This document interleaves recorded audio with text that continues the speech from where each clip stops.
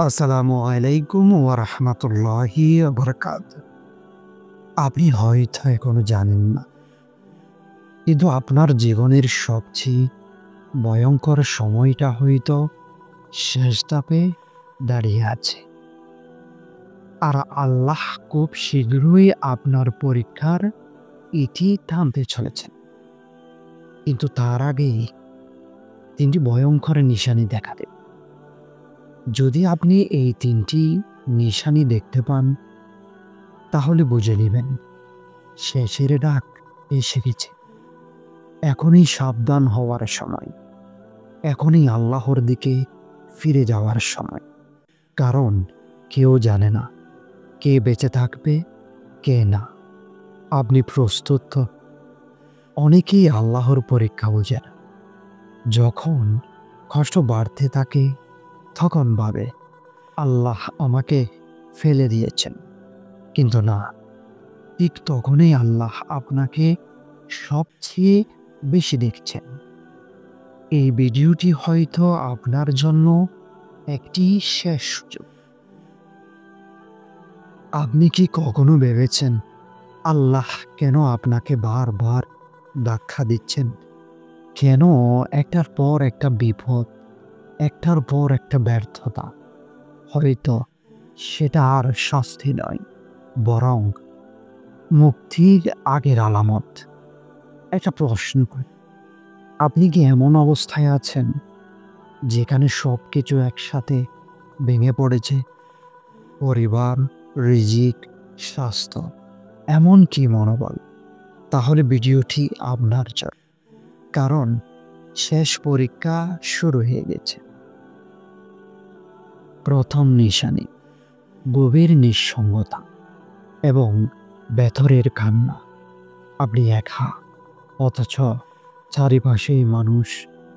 দুনিয়াবি কিছুতেই শান্তি পাচ্ছেন না। এমনকি নামাজেও কান্না আসে না। কিন্তু হঠাৎ কোনো এক রাতে একাকিত্বের অশ্রু গড়ে। এটা কাকতালীয় নয়, এটা নিঃসঙ্গতা, আল্লাহর তৈরি। যেন আপনি কারো দ্বারস্থ হন, আর সেই কারো নাম একটাই, আল্লাহ। এটা হচ্ছে সেই ভয়ঙ্কর সংকেত আপনার পরীক্ষা শেষ হতে চলেছে। এখনই ফিরতে না পারলে হয়তো সময় আর থাকবে না। যাকে আল্লাহ ভালোবাসেন তাকে তিনি পরীক্ষা করেন, কিন্তু যার পরীক্ষা শেষ, তার জীবনে এভাবে আন্তরিক কান্না ফিরে আসে। আপনি চেষ্টা করছেন, কিন্তু বারবার ব্যর্থ হচ্ছেন। একটার পর একটা দরজা বন্ধ হয়ে যাচ্ছে। চাকরি হাতছাড়া, সম্পর্ক ভেঙে যাচ্ছে, ঘনিষ্ঠ মানুষরা দূরে সরে যাচ্ছে। কেন? আল্লাহ যার জন্য ভালো চান, তাকে কষ্টের মধ্যে ফেলেন।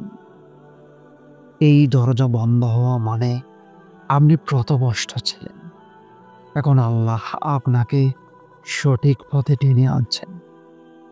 কিন্তু ভয়ানক দিক হলো, যদি আপনি বুঝতে না পারেন, তাহলে এই বন্ধ দরজাগুলো আপনার জন্য চিরতরে বন্ধ হয়ে যেতে পারে। এবার বুঝুন, আল্লাহর পরীক্ষা মানে জিপিএসের রিকালেক্টিং। যদি ভুল পথে যান, সে আপনাকে ঘুরিয়েই ঠিক পথে আনবে। কিন্তু আপনি যদি বারবার ভুল করেন, সে চুপ হয়ে যাবে। দ্বিতীয় নিশানি, জীবনের সব দরজা হঠাৎ বন্ধ হয়ে যাওয়া। চাকরি, সম্পর্ক, স্বপ্ন, সব যেন একে একে ধসে পড়েছে। যেখানে হাত দিচ্ছেন সেখানেই শূন্যতা। এটাও এক ভয়ঙ্কর আলামত। যেন আপনি দুনিয়ার বদৌলে তার দিকে ফিরে যান। এটা হলো রব্বুল আলামিনের পক্ষ থেকে রিসেট। কিয়ামতের আগেই যেন আপনি বদলে যান। কেউ যদি এই সময়ে ফিরে না আসে, তাহলে সে তার জীবনের সব থেকে বড় সুযোগ হারিয়ে ফেলবে।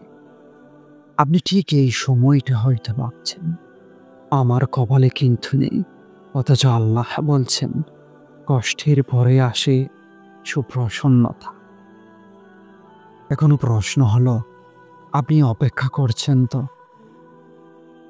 রাতে ঘুম হয় না, বুকের ভেতর একটা অদ্ভুত অস্থিরতা, অথচ বাইরের দুনিয়া সব কিছু ঠিকঠাক মনে হয়।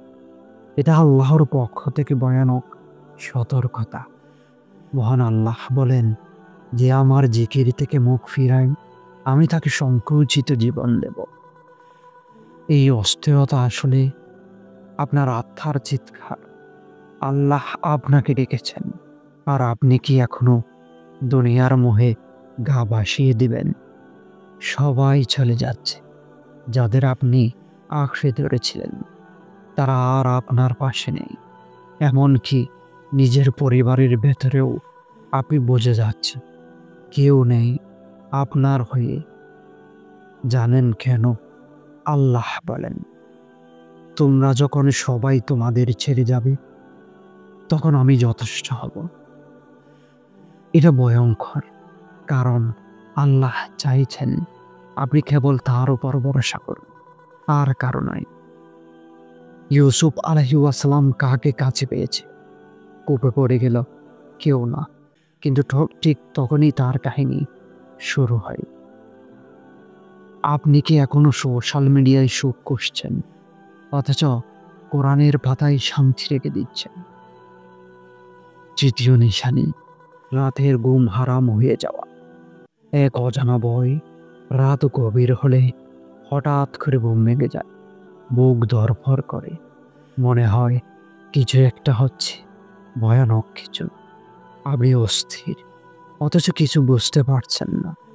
এই ভয়টা হালকা করে দেখবেন না, এটা আত্মার সংকেত। আপনার রূহ কাঁপছে, কারণ সেই বুঝে গেছে সময় শেষ হয়ে এসেছে। এই সময়টা যদি কেউ শুধু 2টি রাকাত তাহাজ্জুদ পড়ে, যদি আল্লাহকে বলে, একটু কেঁদে ফেলে, তবে আল্লাহ তার সমস্ত রেখা বদলে দিতে পারেন।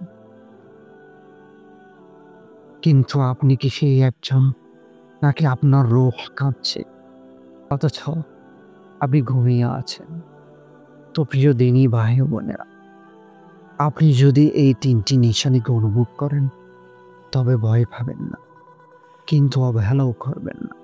কারণ হয়তো এই ভিডিওটাই আপনার কাছে আল্লাহর পক্ষ থেকে পাঠানো একটি শেষ সতর্কবার্তা।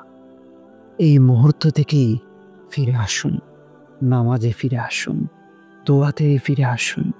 কারণ আল্লাহ বলেন, তোমরা আমার দিকে ফিরো, আমি তোমাদের দিকে ফিরব। তবে একটা প্রশ্ন রয়ে যায়, যদি আল্লাহ আপনার পরীক্ষা শেষ করেন কিন্তু আপনি নিজেই বুঝতে না পারেন, তাহলে কি হবে? তো পরবর্তী ভিডিওটিতে আমি বলবো, পরীক্ষা শেষ হওয়ার পর যদি কেউ গাফিল থাকে, তখন তার জীবনে যেই সব ধ্বংস নামতে শুরু করে, সে ভয়ঙ্কর বাস্তব আপনি মিস করতে পারেন যদি চ্যানেলটি সাবস্ক্রাইব না করেন।